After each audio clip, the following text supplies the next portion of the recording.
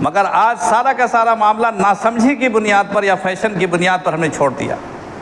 ہم جانور خریدتے ہیں، خود پالتے نہیں، جانور ہم خریدتے ہیں، تو نتیجہ کیا ہوتا ہے کہ جانور ہمیں بہت مہنگا سے مہنگا دیا جاتا ہے، کیونکہ پتہ ہے کہ آپ تو نواب ہیں، آپ نوابوں کی جاگیر، آپ نوابوں کے وارث ہیں، انبیاء کے وارث نہیں ہیں۔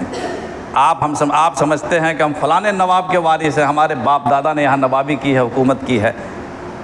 ہم نوابوں کے وارث نہیں ہیں، ہم انبیاء کے وارث ہیں، ہم اولیاء اللہ کے وارث ہیں، سلف صالحین کے وارث ہیں۔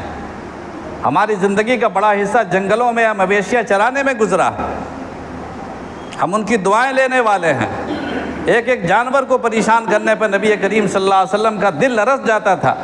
ایک صحابی نے ایک بچے کو چڑیا کے بچے کو چھپا دیا تھا، اور چڑیا بلبلا رہی تھی، رو رہی تھی۔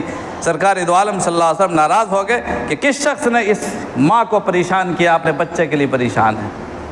ہم اس قوم، ہم اس نبی کے وارث ہیں، ہمارے اسلاف، ہمارے آباء اجداد وہ نہیں ہے جو شمار کرایا جاتا ہے، وہ بھی لوگ تھے، ہمارے بزرگ تھے، ہمارے سلف تھے، ہم ان کا انکار نہیں کرتے، مگر ہمیں ان کی جاگیر نہیں لینی، ہمیں اپنے نبی کی جاگیر لینی ہے۔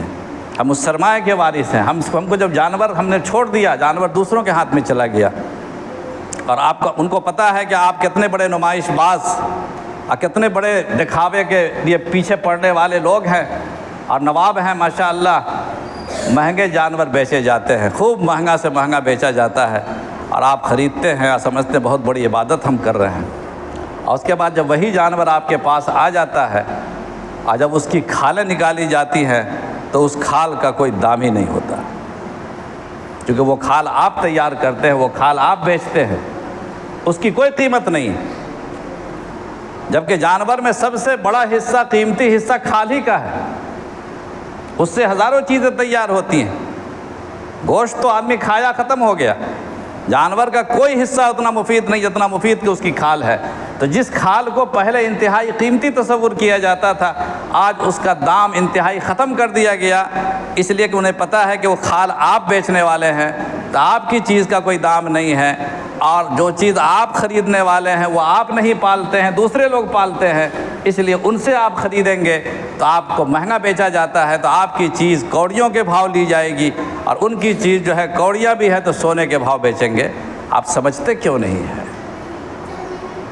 مسلمانوں نے اپنے روش کو کیوں ترک کیا؟ اپنی جانور، کھیتی میں جیسے عشر ہے واجب، زکوٰۃ واجب ہے، آسان ہے نکالنا۔ جو چیز ہمیں پیدا ہوئی زمین میں، اسی زمین کی پیداوار میں ہمیں اگر 10واں یا 20واں حصہ نکال دیا جائے تو ہمارے